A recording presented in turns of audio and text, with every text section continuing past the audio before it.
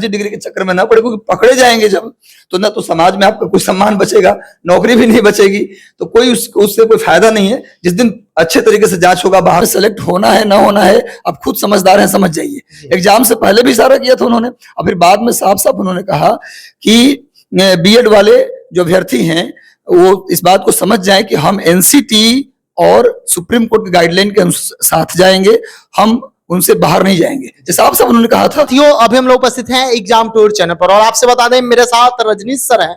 Sir से चर्चा करेंगे जो शिक्षक अभ्यर्थी का बहुत सारा ऐसा डिमांड है, बहुत सारा ऐसा बात है, बहुत सारा ऐसा समस्या है जिस पर कोई प्रश्न नहीं पूछ रहे हैं। सभी लोग आ रहे हैं और ऊपर ऊपर पूछ के चले जा रहे हैं। मैं वैसा डिस्कस नहीं करूंगा। जो भी आपका क्वारीज था मैं डाला था कि जो अभ्यर्थी को जो समस्या है कमेंट बॉक्स में जरूर कमेंट करें और मुझे कॉल करें। तो बहुत सारे अभ्यर्थी कॉल किए थे, बहुत सारे अभ्यर्थी कमेंट किए थे, तो सारा आपका जो समस्या है सर से चर्चा करेंगे। सर आपका स्वागत है एग्जाम टूर में। जी thank you so much. Sir अब समय भी बहुत कम है, 1 to 5 का जो वेरिफिकेशन होगा उसमें भी समय कम है। समस्या ये हो रहा है अभी जो वेरिफिकेशन चल रहा है उसमें सबसे ज्यादा दिक्कत हो रहा है बच्चे में, कि जो जा रहे हैं जिनको पार्शियली वेरीफाइड लिख दिया जा रहा है, वह अभ्यर्थी क्या करेंगे? उनके मन में यह सवाल है कि क्या मेरा रिजल्ट आएगा या नहीं आएगा। देखिए सर, अगर उनका डिग्री सही है, नोटिफिकेशन के हिसाब से अगर वो सही है तो पार्शियली वेरीफाई उनको लिख रहा है। जिनका कोई डॉक्यूमेंट में कमी है उनको लिखा जा रहा है, या डॉक्यूमेंट में कुछ मिस्टेक है उनको लिखा जा रहा है सर, ताकि बाद में उनको टाइम मिलेगा और अपना रियल डॉक्यूमेंट वो सबमिट करेंगे। उनको बिल्कुल निकाला नहीं जाएगा, बल्कि उनको एक टाइम दिया जाएगा, उस टाइम फ्रेम में वो अपना डॉक्यूमेंट जमा करेंगे और फिर उनको कंप्लीट वेरीफाइड लिखा जाएगा। पार्शियली केवल उनको लिखा जा रहा है जिनका डॉक्यूमेंट कम है या कुछ मिस्टेक्स है, जिनके डॉक्यूमेंट्स में किसी भी प्रकार का कोई कमी है। बहुत सारे ऐसे अभ्यर्थी हैं आधार कार्ड के जगह पर अब क्या किए हैं मैट्रिक का डाल दिए हैं, या इंटर के जगह पर ग्रेजुएशन डाल दिए, तो उन जगह पर सर लिख दिया जा रहा है। जी बिल्कुल, उसको चेंज करवाएंगे, टाइम देंगे, उसके अंदर उनको चेंज करना होगा। और चेंज करने के बाद उनका मतलब ऐसा नहीं होगा कि वो पार्शियली वेरीफाइड लिख रहा है तो उनको निकाल दिया गया, निकाला नहीं जाएगा सर, बल्कि उनको एक टाइम दिया जाएगा। उस टाइम के अंदर उनको वो चीज डॉक्यूमेंट सही तरीके से सबमिट करना होगा, पेश करना होगा, उसके बाद वो हो जाएगा। सर अभ्यर्थी जा रहे हैं डेली बीपीएससी ऑफिस जा रहे हैं, सभी अभ्यर्थी से मैं बातचीत कर रहा हूं तो वो यही कर रहे हैं कि हमको कोई दिक्कत नहीं है। दिक्कत यह है एस्टेट को लेकर मामला फंस रहा है कि 19 में जो एस्टेट हुआ था उसमें अपेयरिंग नहीं दिया गया था, लेकिन बहुत सारे ऐसे विद्यार्थी हैं जो इसी तरह जाके एग्जाम दे रहे हैं। एस्टेट में गए, दे दिए पिछला बार, और इस बार बीपीएससी फॉर्म भर दिए, उनका वेरीफाई हो गया है, सब कुछ हो गया है। डॉक्यूमेंट्स में केवल यही मिलाया जा रहा है कि आप ये डॉक्यूमेंट्स डालें, ये आपके पास है तो ओके, नहीं है तब लिखा रहा है। तो सर उन अभ्यर्थी को आप क्या कहिएगा जो जिनका एस्टेट हो गया है? तो जो अपीयरिंग एस्टेट है उनके लिए कि सर उनको जो नोटिफिकेशन में तो उन्होंने साफ साफ कहा था कि सीटेट जो दिए हुए हैं, सीटेट के लिए, एस्टेट के लिए तो कहाँ कुछ था इसमें, एस्टेट के लिए कुछ नहीं था। सीटेट जिन्होंने दिया था और सीटेट का रिजल्ट पेंडिंग था। नहीं सर, एस्टेट जो होता है ना, एस्टेट में इस बार भी अपेयरिंग नहीं दिया गया। अपेयरिंग बच्चे नहीं भरते हैं, पिछला बार भी हुआ था तो अपेयरिंग नहीं दिया गया था, लेकिन वहां जो कुछ बच्चे थोड़ा तेज बने अपने आप को और तेज समझकर उन्होंने अपेयरिंग लगा के फॉर्म भरा तो एडमिट कार्ड आ गया, वो एग्जाम दिए हैं। जिस तरीका से अभ्यर्थी आरोप लगा रहे हैं, आप डेली देख रहे होंगे, अभ्यर्थी जाके वहां पे बैठ जा रहे हैं, बोल रहे हैं कि नहीं इसको जांच किया जाए। मतलब अभ्यर्थी का साफ कहना है कि एक एक चीज मिलाया जाए वेरिफिकेशन में, ये बात है। ये समझ गए हम।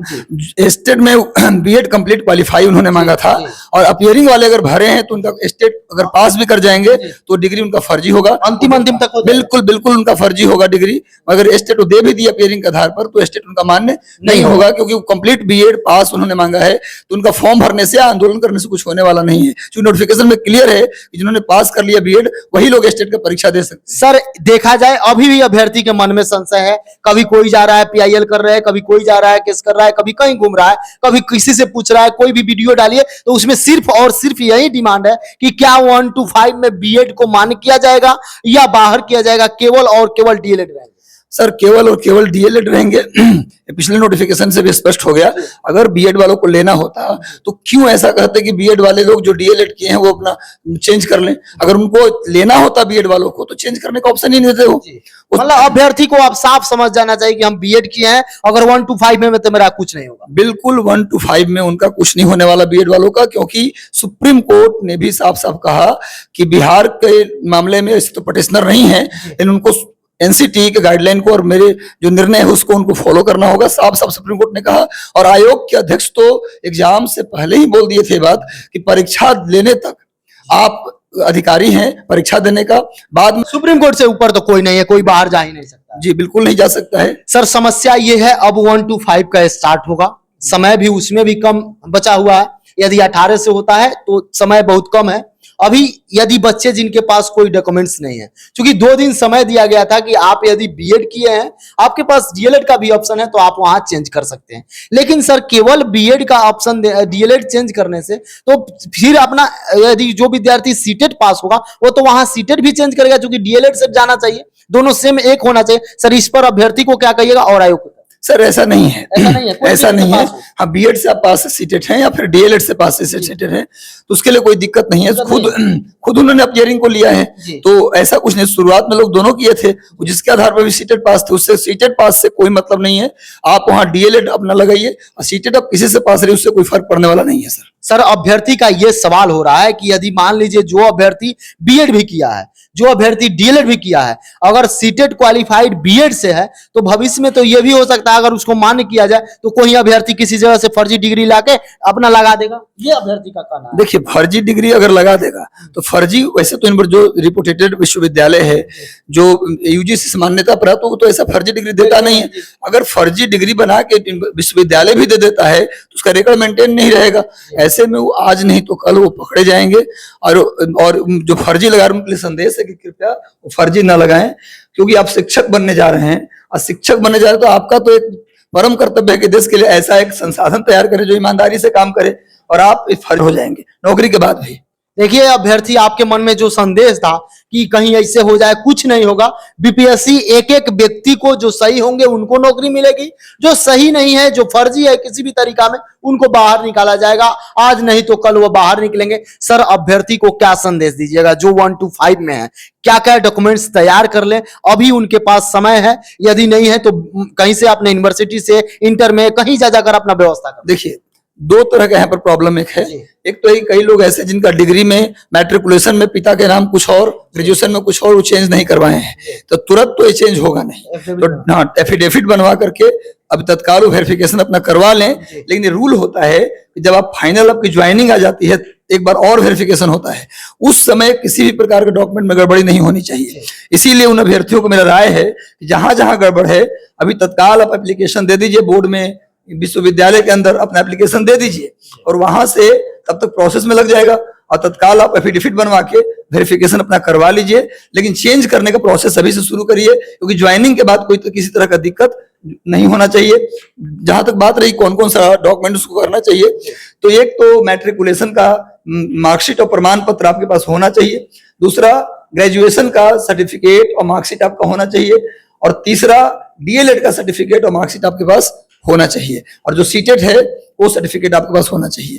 तो इतना कम से कम विद्यार्थी, आधार कार्ड जो आपके कुछ लोगों का ऐसा भी आया कि उनका आधार कार्ड में नाम में दिक्कत है, एड्रेस में दिक्कत है, तो प्लीज एड्रेस तो श्योर चेंज होना चाहिए, क्योंकि एड्रेस का भी प्रूफ होता है। फोटो प्रूफ के साथ आधार कार्ड आपके एड्रेस का प्रूफ होता है। ऐसे में एड्रेस, फोटो, नाम जो भी परिवर्तन करवाना है करवा लीजिए, क्योंकि 1 सप्ताह लगता है आधार कार्ड में। सर एपियरिंग वाले अभ्यर्थी का ये अभी भी संशय है, क्योंकि अभी रिजल्ट नहीं आया है। यदि सीटेट का देखा जाए तो अभी आंसर की भी नहीं आया है, और आज दे दे कब दे उसका कोई गारंटी नहीं है। यदि देखा जाए तो बिहार बोर्ड एग्जामिनेशन के द्वारा भी डीएलएड का रिजल्ट नहीं दिया गया है, अभी वहां भी रिजल्ट सर पेंडिंग में। तो अब उन अभ्यर्थी के साथ कोई अनहोनी तो नहीं? बिल्कुल नहीं सर, नोटिफिकेशन में क्लियर लिखा गया है कि 31 अगस्त तक जो एग्जाम दे देंगे, परीक्षा पास नहीं करेंगे, 31 अगस्त तक यदि सीटेट का आप एग्जाम दे देते हैं, बीएड का एग्जाम, डीएलएड का एग्जाम आप दे देते हैं, तो आप एलिजिबल हैं इस परीक्षा के लिए। तो वहां पर जब वो जाएंगे वेरिफिकेशन के लिए तो वहां उनके साथ लिख दिया जाएगा अपीयरिंग, कंप्लीट वेरीफाइड नहीं लिखा जाएगा, और जैसे ही उनकी डिग्री आएगी उनको टाइम मिलेगा कि आप उसको जमा कर दीजिए। केवल शर्त इतना था, डिग्री दिसंबर में आए, जनवरी में आए, ज्वाइनिंग से पहले, हाँ बिल्कुल कभी भी आ जाए डिग्री, उससे मतलब नहीं। 31 अगस्त तक उन्होंने एग्जाम दे दिया है तो उनका डिग्री मार्कशीट कभी भी आए उनका नौकरी होगा। जो अभ्यर्थी देख रहे हैं, आपको लगे कि कोई प्रश्न मैं सर से नहीं कर पाया तो आप कमेंट बॉक्स में जरूर कमेंट करिएगा। इसके बावजूद जय हिंद, जय भारत, जय युवा।